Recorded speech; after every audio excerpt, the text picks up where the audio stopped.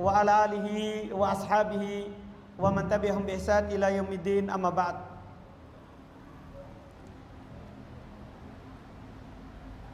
Kaum muslimin jemaah salat maghrib rahimani wa rahimakumullah. Alhamdulillah, kembali di malam hari ini kita bersyukur kepada Allah atas nikmat dari Allah Subhanahu wa taala, kita bisa kembali melanjutkan kajian fikih dengan membaca kitab Bulughul Maram min Adillatil Ahkam karya Al-Imam Al-Hafidh Ibn Hajar rahimahullahu taala. Di malam hari ini insyaallah, jika waktu mencukupi, kita akan baca 3 hadits, dan 3 hadits ini adalah penutup dari pembahasan najis. Karena setelah itu kita akan masuk dalam bab al-wudu, bab tentang wudu. Kita baca hadits yang beliau bawakan. Hadits pertama yaitu nomor 26. Kata beliau, an Abi Samhi radhiyallahu taala anhu qala qala Rasulullah sallallahu alaihi wasallam yuksalu min baulil jariyah wa yurashu min baulil gulam, akhrajahu Abu Daud wan Nasa'i wa sahahahu Al-Hakim. Ini hadits yang pertama menjelaskan tentang kencing. Hadits ini beliau bilang akhrajahu Abu Daud, dikeluarkan oleh Imam Abu Daud, wan Nasa'i, dan Imam An-Nasa'i, wa sahahahu Al-Hakim, serta disahihkan oleh Al-Hakim. Al-Hafidh Ibn Hajar sendiri beliau berkata dalam kitab beliau At-Talkhis, isnaduhu sahih, sanad daripada hadis ini sahih. Dan juga itu yang dikuatkan oleh Imam Al-Bukhari. Imam Al-Bukhari tidak mengeluarkan hadis ini dalam sahihnya, tapi belum mensahihkan hadisnya. Demikian pula Al-Imam Ad-Darqutni rahimahullah dan Al-Imam Al-Baihaqi juga sama. Semuanya mensahihkan hadis yang ada di hadapan kita. Jadi kesimpulannya hadisnya sahih.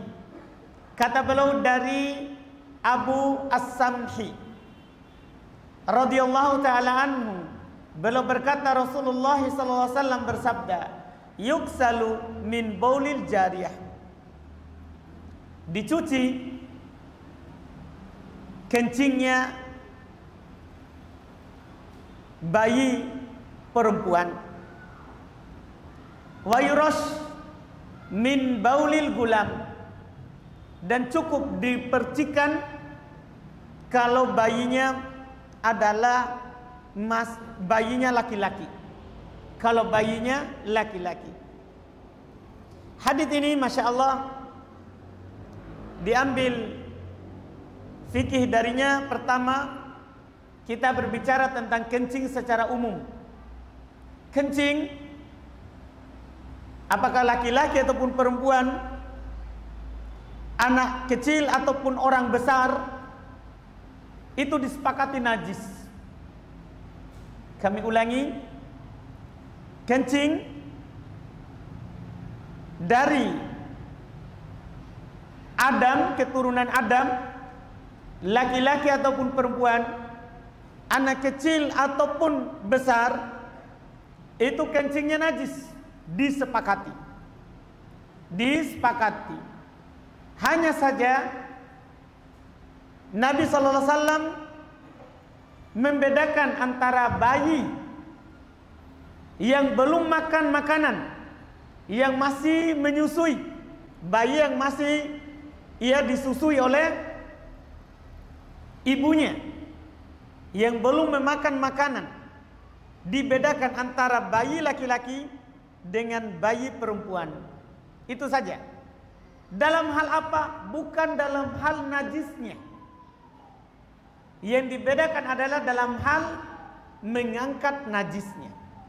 Kalau najisnya, sepakat para ulama bahwa najis anak Adam, laki-laki, kencing anak Adam, laki-laki ataupun perempuan, dewasa ataupun masih bayi, najis.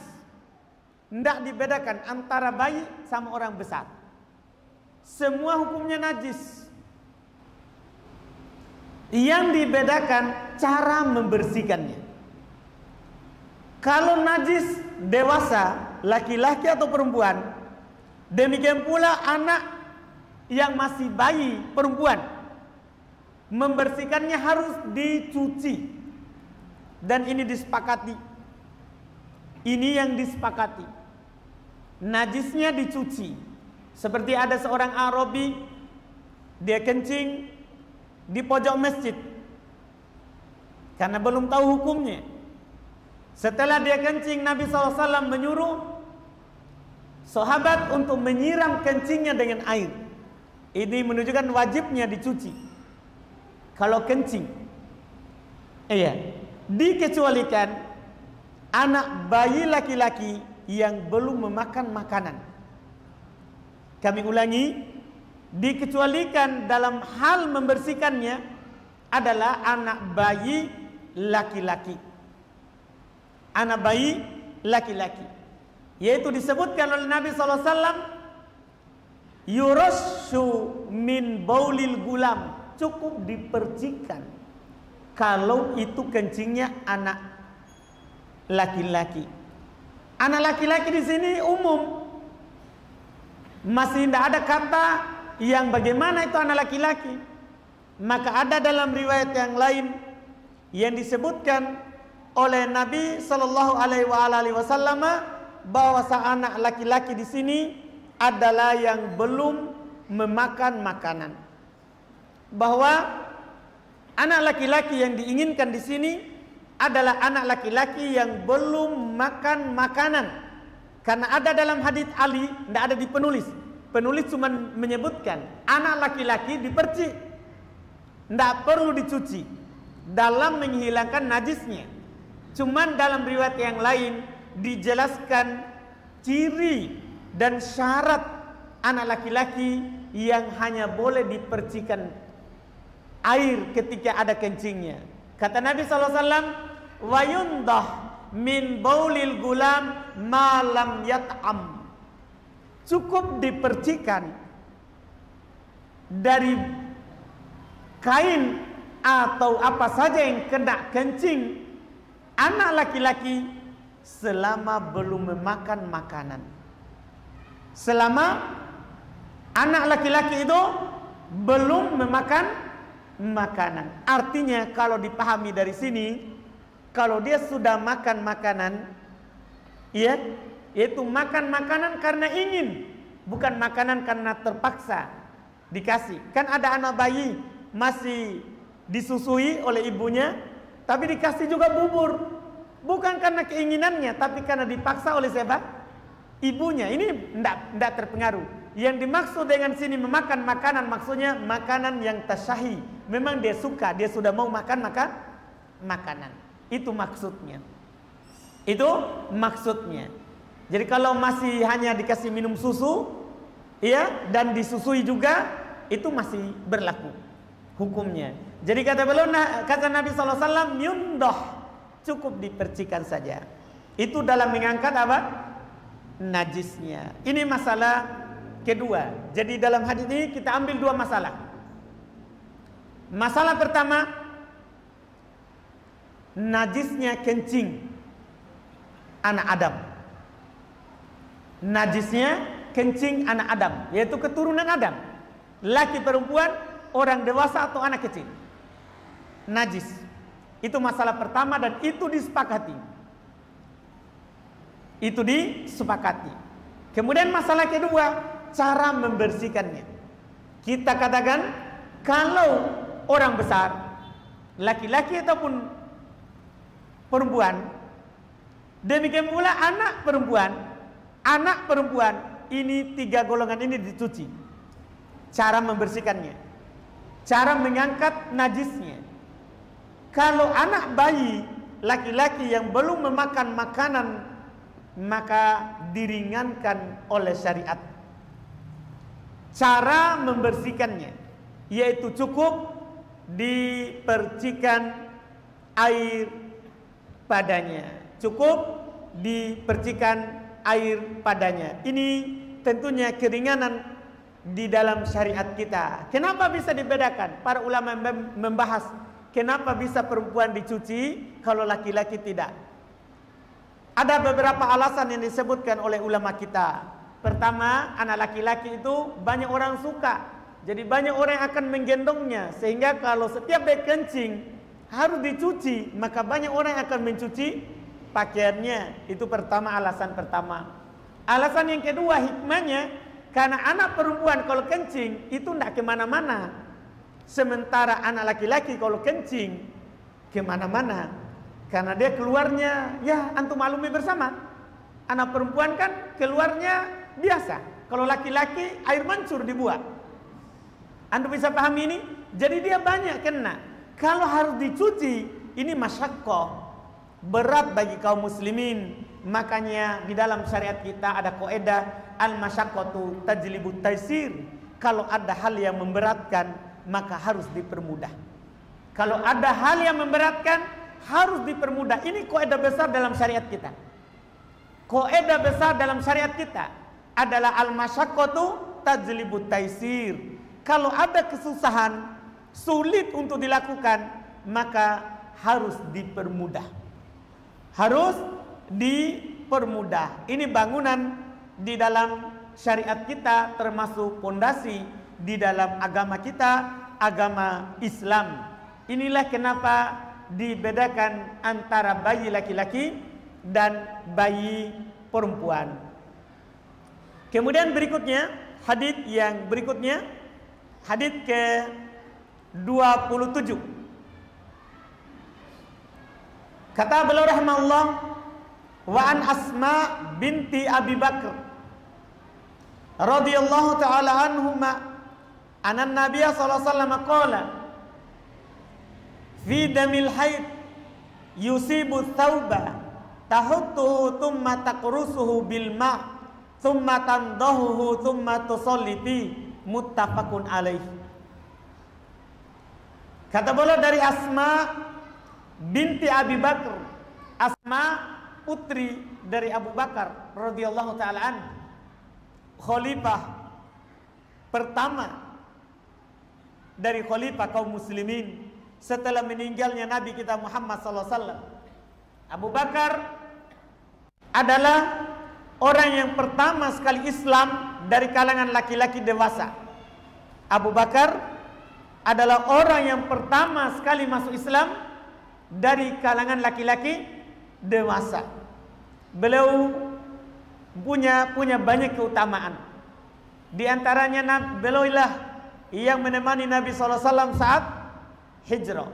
Dan anaknya ini Asma, inilah yang membawakan makanan Nabi SAW saat beliau bersembunyi di goa waktu dikejar oleh orang musyrikin Makkah. Jadi katanya dari Asma binti Abi Bakar radhiyallahu taala anhuma, bahwasanya Nabi SAW bersabda tentang darah haid yang menimpa pakaian seorang perempuan. Nabi bersabda tentang darah haid yang menimpa pakaian seorang perempuan. Tahuttuhu thumma taqrusuhu bil ma' thumma tandahuhu thumma tusalli fi. Kata Nabi, tahuttuhu, dia kerik darahnya kalau sudah kering. Thumma taqrusuhu bil ma', kemudian dia siram dengan air. Thumma tandahuhu, kemudian dia bilas lagi. Thumma tusalli fi, kemudian dia solat padanya. Diriwayatkan oleh Imam Al-Bukhari dan Imam Muslim. Haditsnya sahih. Fikih di sini kita bukan mau membahas darah haidnya dulu, karena akan ada nanti bab khusus tentang darah haid. Di sini beliau ingin menyampaikan pada kita dua masalah. Pertama, apa hukum darah haid, najis atau tidak?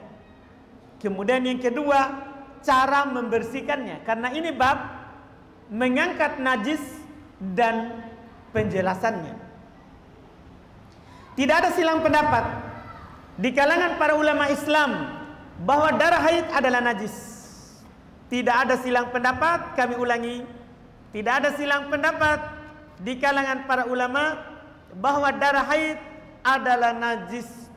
Kata Imam Asy-Syaukani rahimahullahu taala dalam kitab Nailul Autar, wa'lam anna damal haid najisun bi ijma'il muslimin kama qalahu Nawawi. Darah haid najis. Darah haid, ketahuilah darah haid itu najis berdasarkan kesepakatan kaum muslimin sebagaimana dinukil oleh Al-Imam An-Nawawi. Jadi hukum darah haid najis. Allah Subhanahu wa taala berfirman di dalam Al-Qur'an, "Wa yas'alunaka 'anil mahid." Mereka bertanya kepada kamu tentang darah haid. Apa jawabannya? Kata Allah, "Kul," katakan wahai Muhammad, jawabannya, "Kul huwa adha." Katakan itu adalah kotor, itu adalah najis. Fa'tazilun nisa'a fil mahid.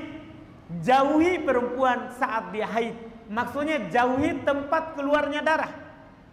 Karena dalam hadis Anas, nanti kita akan bahas juga dalam bab haid khusus. Dalam hadis Anas ketika turun ayat ini, kata Nabi, "Isna'u kulla syai'in illa nikah." Lakukan segala sesuatu kecuali berhubungan. Jadi boleh dilakukan apa saja pada seorang istri saat dia haid, kecuali tidak boleh melakukan yang satu itu, yaitu berhubungan badan. Itu saja yang tidak boleh. Tapi inti pembahasannya, kenapa? Apa sebabnya? Karena darah haid adalah darah najis. Itu disepakati oleh para ulama dan kaum muslimin. Kemudian masalah selanjutnya, bagaimana cara membersihkannya? Bagaimana cara membersihkan darah haid? Nabi jelaskan di sini, masya Allah, yaitu kamu hilangkan darahnya, kamu siram dengan air, kemudian kamu bilas, kemudian kamu sholat padanya. Kemudian kamu sholat padanya. Ini cara membersihkannya, yaitu kita membersihkan bekas dari pakaian, itu bekas darah dari pakaian dengan cara yang disebutkan. Menggosoknya, kemudian keringkan pakai air, ya, disiram pakai air, dan setelah itu baru dikeringkan. Bagaimana kalau masih ada bekasnya? Kadang-kadang bekas warna merah itu tidak hilang dari pakaian seorang perempuan. Bagaimana kalau masih ada bekasnya? Maka beliau rahimahullah sebutkan hadis berikutnya. Kata beliau di hadis terakhir, yaitu hadis ke-28, wa an Abi Hurairah radhiyallahu taala anhu qalat Khawlah, ya Rasulullah, fa illam yadhhab dam, qala yakfikal ma, yakfikil ma, wala yadurruki atharuh. Akhrajahu Tirmidzi wa sanaduhu dhaif. Kata beliau dari Abu Hurairah radhiyallahu taala anhu, beliau berkata Khawlah, yaitu Nabi Abu Hurairah di sini menukil kejadian. Berkata Khawlah, yaitu seorang wanita dari kalangan sahabat, wahai Rasulullah, bagaimana kalau darahnya tidak hilang bekasnya? Jadi sudah digosok, disiram air, dibilas, masih ada bekas darahnya. Kata Nabi, yakfikil ma, cukup bagi kamu air. Wala yadurruki atharu, tidak berbahaya untukmu bekasnya. Jadi kalau kita sudah gosok, kita sikat, kita siram dengan air, kemudian masih ada bekasnya, itu tidak berbahaya. Hadits ini riwayat Imam At-Tirmidzi dan sanadnya dhaif, didoibkan oleh penulis sendiri. Ini Masya Allah. Jadi beliau bawakan dan beliau jelaskan ini dhaif. Ini hadits dhaif, dan memang hadits ini diperselisihkan oleh para ulama tentang sahih atau dhaifnya. Masalahnya karena di dalam sanadnya ada rawi yang bernama Abdullah ibn Lahiyah. Rawi ini sebenarnya pada dasarnya sebelumnya rawi yang kuat. Rawi yang diterima haditsnya. Cuman pada akhir dari umur beliau terbakar pustakanya. Terbakar bukunya. Sementara sebelumnya beliau kalau sampaikan hadits pakai buku. Dan itu bukan aib. Para ulama dulu menyampaikan hadits bawa buku, tidak masalah. Tidak masalah. Itu hal yang memang patut dijaga karena ini amanah ilmiah, kita sampaikan harus sesuai dengan apa yang dinukil oleh para ulama. Tidak boleh kita sombong, saya pintar, bisa saya hafal. Kalau datang pengajian tidak usah bawa buku supaya kelihatan pintar. Iya, semua dihafal. Nomor hadisnya kiri atas kanan bawah. Iya. Tidak begitu. Karena ini amanah ilmiah. Walaupun kita mampu hafal hanya menyampaikan satu hadis dalam satu pertemuan, fikihnya bisa kita sampaikan semuanya, tapi kita harus bawa buku. Kita harus bawa buku dari ulama kita. Ini ada kejadian. Rawi ini Abdullah bin Lahiyah, rawi yang kuat. Saat dia bercerita menyampaikan hadis dari bukunya, di akhirnya terbakar bukunya semuanya. Akhirnya dia mukhtalif, campur hafalannya. Kalau dia menceritakan dari hafalannya tidak kuat, tapi dari bukunya kuat. Nah, bukunya sudah terbakar. Semua hadis yang dia sampaikan setelah bukunya terbakar tidak diterima, dhaif. Termasuk hadis yang ada di hadapan kita. Makanya Al-Hafidz Ibnu Hajar mengatakan haditsnya dhaif. Haditsnya dhaif. Walaupun Masya Allah Asy-Syaikh Al-Albani rahimahullahu taala sahihkan dalam Sunan Abu Daud. Asy-Syaikh Al-Albani rahimahullahu taala sahihkan dalam Sunan Abu Daud. Kenapa? Karena banyak riwayat yang lain. Dan banyak yang meriwayatkan dari Abdullah Ibnu Lahiyah ini, banyak yang meriwayatkan darinya. Di antaranya juga ada sekelompok dari mereka, di antaranya adalah Abdullah bin Wahab. Dan hadisnya Abdullah bin Wahab itu hadis yang sahih. Makanya Syekh Albani sahihkan karena banyaknya pendukung dari jalur lain. Dan apa yang dikatakan oleh Syekh Albani terkait dengan hadis ini memang bisa diterima karena belum bawakan jalan-jalan yang lain dari hadis tersebut. Bahkan disebutkan bahwa Al-Hafidz Ibnu Hajar sendiri belum menyebutkan di dalam kitab beliau Al-Isabah bahwa hadis ini dikeluarkan oleh Ibnu Mandah dari jalan Ibnu Hafs, dari Ali bin Thabit, dari Al-Wazi' bin Nafi, dari Abi Salamah, dari Abdurrahman, dari Khawlah binti Yasar. Maksudnya ada jalur lain selain jalur yang dibawakan oleh penulis dari Abu Hurairah radhiyallahu taala anhu. Jadi kalau kita ikut pensahihannya Syekh Albani, hadis ini adalah hadis yang sahih berdasarkan apa yang beliau teliti, Dan ketika kita katakan sahih berdasarkan apa yang dikatakan oleh Syekh Albani, maka fikih hadis ini pertama wajibnya mencuci darah haid ketika menimpa pakaian seorang perempuan atau badannya. Ketika seorang perempuan keluar darah haid kemudian menimpa badannya, apakah pahanya atau kakinya dari darah haid, wajib dia cuci. Itu fikih pertama. Demikian pula pakaiannya. Kalau ada dari pakaian seorang perempuan ditimpa oleh darah haid, wajib dia cuci. Kemudian setelah dia cuci dan masih ada bekas darahnya, itu dimaafkan. Dan walaupun ulama mendoibkan hadis tadi, dia dimaafkan bukan karena hadis tadi. Kalaupun doib, itu dimaafkan karena kaidah yang barusan ana sebutkan tadi. Apa kaidahnya tadi? Al-masyaqqatu tajlibut taisir. Sulit, apalagi masa dulu. Sulit menghilangkan apa? Bekas darah yang sudah meresap di mana? Di pakaian. Maka cukup dia cuci saja. Kalau masih ada itu dimaafkan. Karena kalau ada yang berat untuk dilakukan, maka dipermudah di dalam syariat kita. Jadi anggaplah hadis dhaif, tetap kita katakan tidak berbahaya bekasnya. Tidak berbahaya bekasnya karena kaidahnya seperti itu. Kaidahnya seperti itu. Terus pembahasan terakhir sebagai pelengkap saja, bagaimana kalau selain darah haid? Bagaimana kalau selain darah haid? Artinya darah luka keluar dari seorang. Iya. Demikian pula darah hewan, apakah najis sama dengan darah haid? Ini diperselisihkan oleh para ulama. Apakah darah hewan, misalnya kalau kita potong hewan, kena pakaian, kena badan, apakah darah itu najis?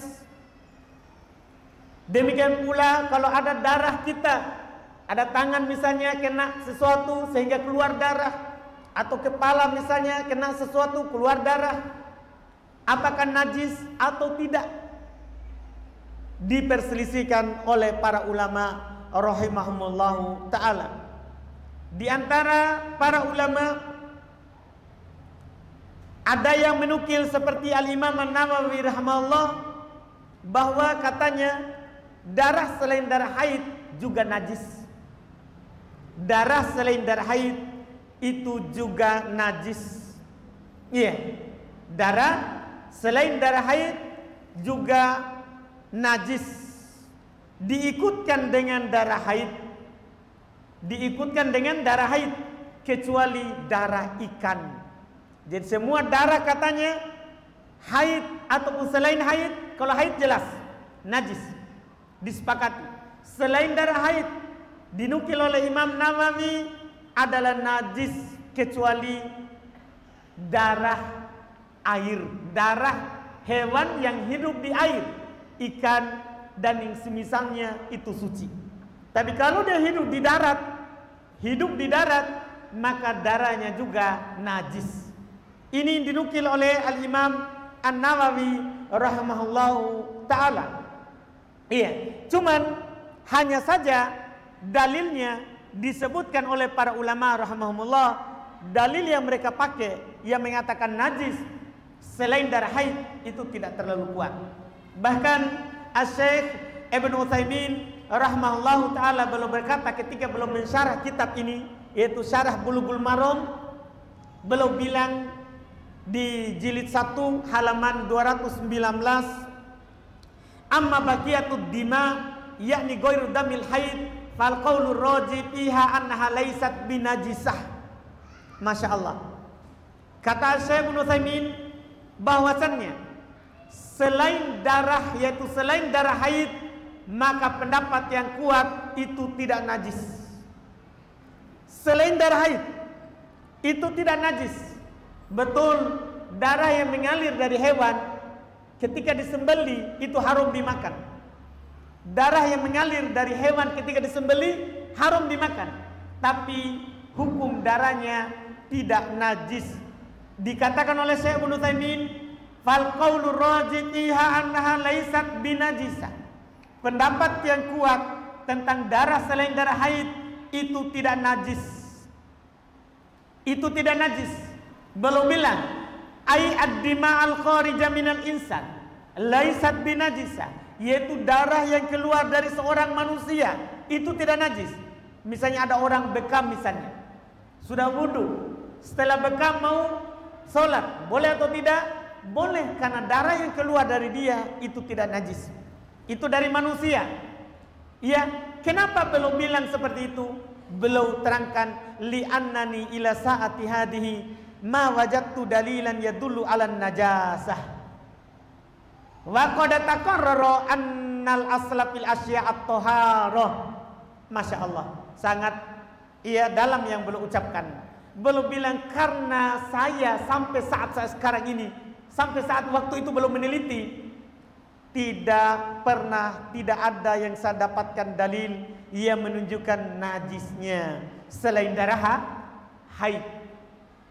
Iya, saya tidak dapatkan dalil yang menunjukkan atas najisnya, dan telah tetap kaidah bahwa asal daripada segala sesuatu itu suci kecuali ada dalilnya. Darah haid kita katakan najis, kenapa? Kan ada dalilnya. Kan ada dalilnya. Demikian pula darah nifas, kan ada dalilnya. Adapun darah selain darah haid tidak najis, karena belum bilang saya tidak dapatkan dalilnya. Bahkan telah sahih dari Abdullah bin Mas'ud, belum pernah memotong hewan dan darah dari hewan itu kena pakaiannya, kemudian langsung sholat tanpa dia cuci pakaiannya. Ini menunjukkan apa ini? Najis atau tidak darah hewan? Iya? Enggak. Walaupun haram dimakan, enggak boleh dimakan atau diminum darah yang keluar, yang mengalir dari hewan itu, tapi dia tidak najis. Buktinya telah sahih dari Abdullah bin Mas'ud bahwa belum kena darah hewan dan belum langsung sholat setelahnya. Demikian pula telah sahih dari Abdullah bin Umar radhiyallahu taala anhu dan dari Umar bin Khattab bahwasanya pernah belum kena darah, dan sahih juga dari Ibnu Umar sebagaimana dalam Musannaf Abdul Ibnu Abi Syaibah bahwasannya dia habis itu hanya melap darah yang ada di tangannya ini, di pakaiannya, kemudian langsung sholat. Ini menunjukkan bahwa katanya darah selain darah haid itu tidak najis. Kalau seandainya najis, tidak boleh dipakai sholat. Ini wallahu alam pendapat yang paling kuat terkait dengan selain darah haid. Alhamdulillah. Kita cukupkan, insyaallah di pekan depan kita sudah masuk di pembahasan wudhu.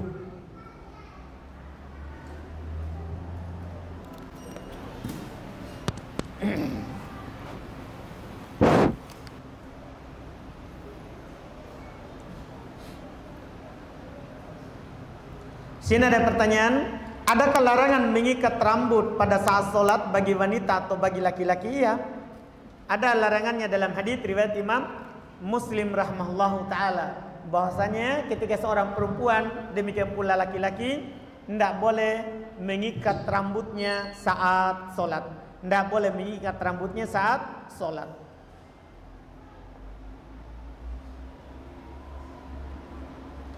Di sini ada pertanyaan, apakah ada amalan khusus di bulan Rajab seperti puasa, dan apakah ada dalilnya?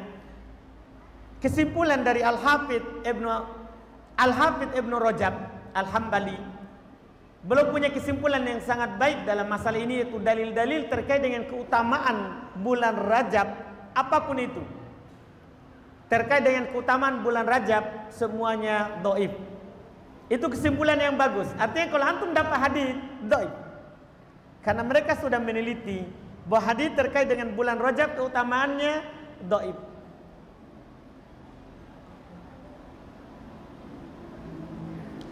Apakah ketika sholat pandangan mata harus selalu ke tempat sujud? Tidak. Hadis dalam hal tersebut, yaitu Nabi SAW ketika sholat tidak pernah melewati tempat sujudnya, dhaif. Yang sahih tentunya ada dalam riwayat Bukhari dari hadis Aisyah bahwa Nabi SAW kalau sholat belum memandang tempat tirainya Aisyah, sampai belum bilang ini tiraimu melalaikan saya tadi dari sholat. Beliau cuma suruh ganti tirainya, adapun pandangan Nabi itu ke depan. Dan ini yang kuatnya tentunya karena hadis tadi dhaif. Walaupun orang Syafi'iyah mengatakan tetap disunahkan untuk pandang ke tempat sujud, walaupun dhaif hadisnya, tapi dia punya alasan lain. Apa itu? yaitu lebih khusyuk kalau pandang ke tempat sujud daripada pandang ke depan. Tapi hadis dhaif. Yang sahihnya Nabi yang pandang ke depan. Nabi pandang ke depan. Itu sisi madhab dari Syafi'iyah. Itu wallahu alam.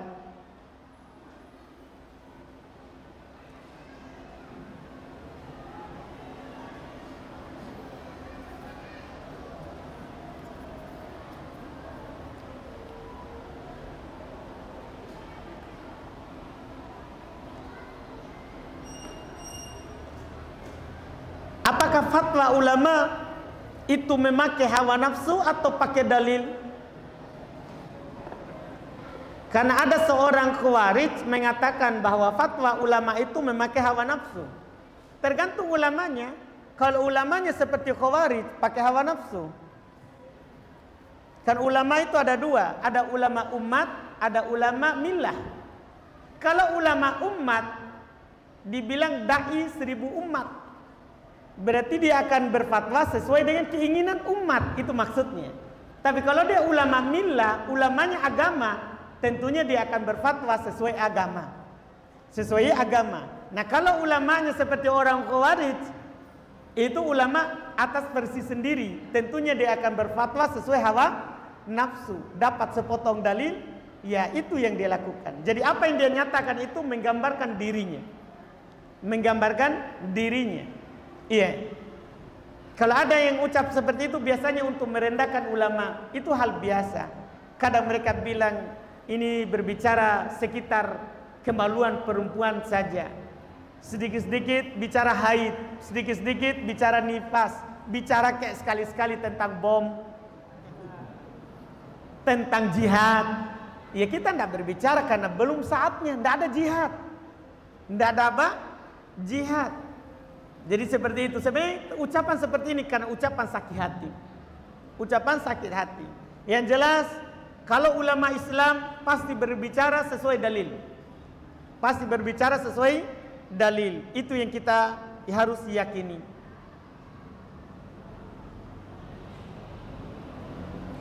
Apa hukumnya kredit motor? Apakah termasuk perkara riba atau tidak? Kredit di mana? Karena bayu taksid, jual beli secara kredit, itu hukum asalnya boleh, kecuali ada pelanggaran syar'inya yang akan memasukkan dia dalam perkara riba. Makanya kita perlu dulu tanya kredit di mana. Kalau di pembiayaan nasami pak, riba. Kalau di bank nasami, itu bukan nasa lagi, nasami. Iya. Jadi di mana kita kredit? Di mana kita kredit? Jadi perlu dikasih tahu dulu, bilang dalam pertanyaan, apakah riba kredit di pembiayaan? Saya langsung bilang, nasami pak. Iya, seperti itu. Jadi kalau ini kan umum. Bisa ke hal yang boleh, bisa ke hal yang tidak boleh. Kalau kita kredit sama teman kita tanpa ada syarat-syarat riba di dalamnya, boleh. Walaupun dia naikkan harganya. Itu hal yang boleh. Iya. Jika kita meninggalkan perbuatan maksiat, apakah kita mendapat pahala? Iya. Kalau kita niatkan, kita tinggalkan karena Allah. Adapun kalau tinggalkan karena takut orang rame, tidak dapat. Syarat meninggalkan dosa itu dapat pahala kalau kita tinggalkan karena Allah. Karena kalau kita tinggalkan karena Allah, kita akan dapat pahala, wallahu alam.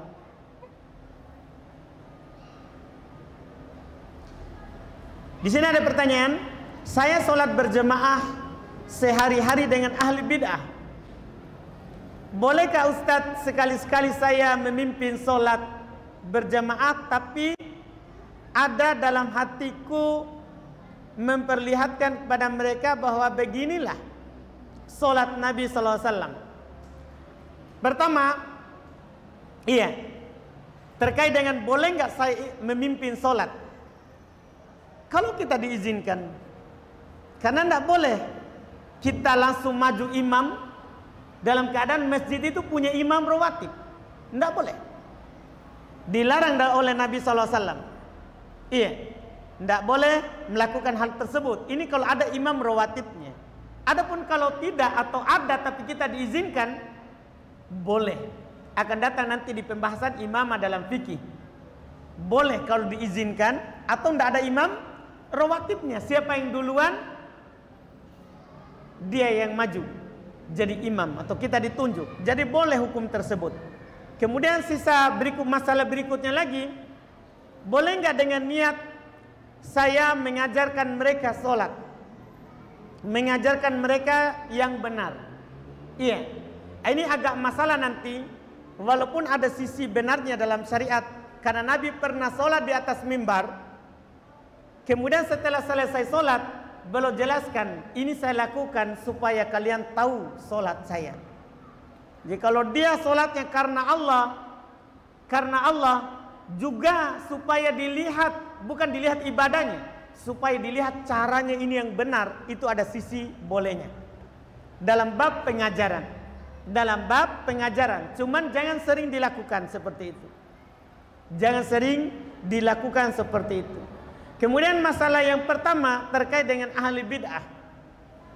Solat di belakang ahli bid'ah tergantung bid'ahnya apa. Karena bid'ah itu ada dua. Ada yang mengkafirkan pelakunya dan ada yang tidak mengkafirkan. Kalau bid'ahnya mengkafirkan, tidak boleh kita solat di belakangnya. Bid'ah yang mengkafirkan itu adalah bid'ah keyakinan. Imamnya penyembah kubur, imamnya tukang sihir, imamnya orang bodoh, orang pintar maksudnya. Orang bilang orang pintar, tapi kita bilang orang bodoh, yaitu yang mengakui tahu perkara gaib. Imamnya peramal gitu. Imamnya dukun, dukunnya berjenggot. Misalnya, itu tidak boleh sholat di belakangnya karena kafir hukumnya. Tidak boleh sholat di belakangnya.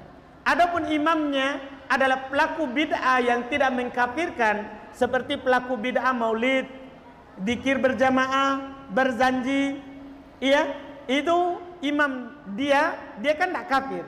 Jadi imamnya masih sah. Masih sah. Kita sholat di belakangnya juga sah. Jadi dilihat apa bid'ahnya.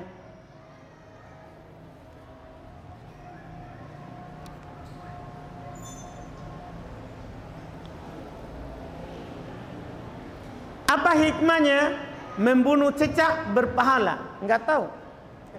Yang penting disuruh bunuh, sikat habis. Iya. Hikmahnya kita dapat pahala. Iya, ada yang bercerita bahwa cicak inilah yang meniup apinya Nabi Ibrahim saat dibakar. Itu katanya hikmahnya kenapa kita bunuh. Tapi yang jelas di dalam syariat kita itu tidak perlu kita dapat hikmah dulu baru beramal.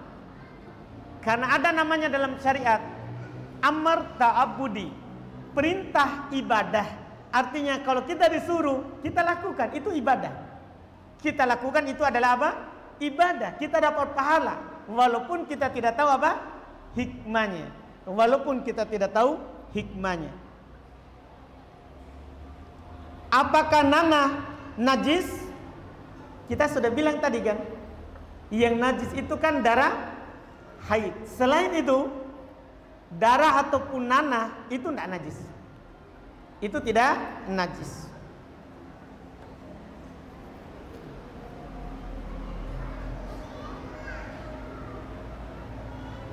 Apa hukum makan dari darah yang dimasak? Baluta. Darah apa ini? Jadi ada darah yang mengalir ya? Dari hasil pemotongan. Ya?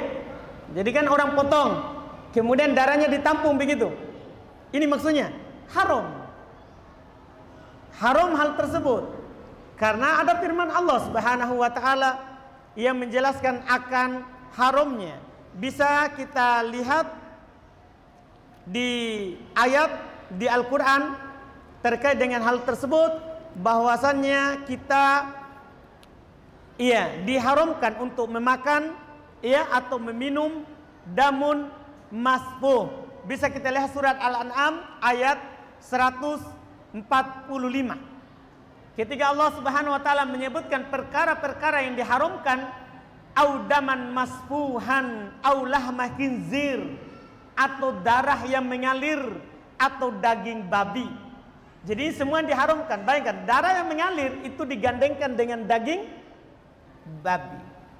Hukumnya haram dimakan. Haram dimakan. Darah yang mengalir haram dimakan berdasarkan dalil Al-Quran tadi yang kami sebutkan.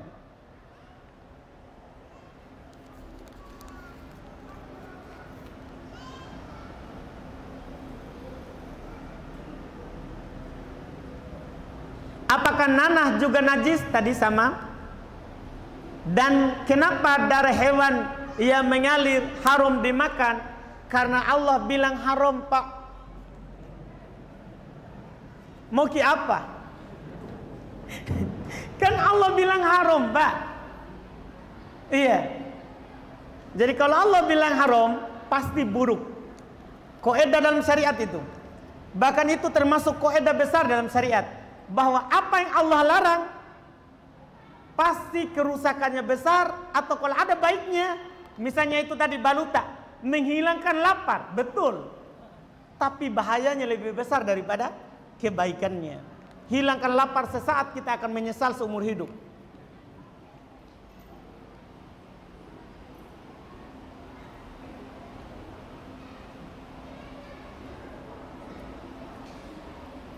Apakah kami boleh bermakmum pada imam yang selalu memperlama sujud pada saat terakhir? Boleh.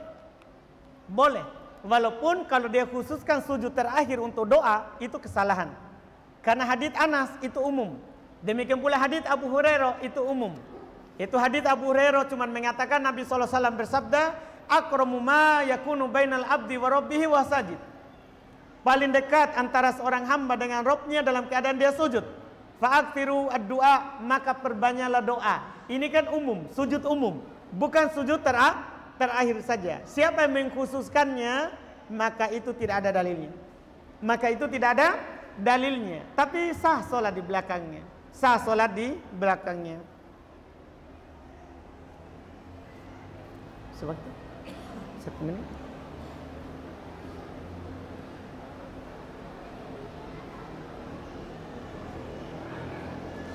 Baik, pertanyaan terakhir.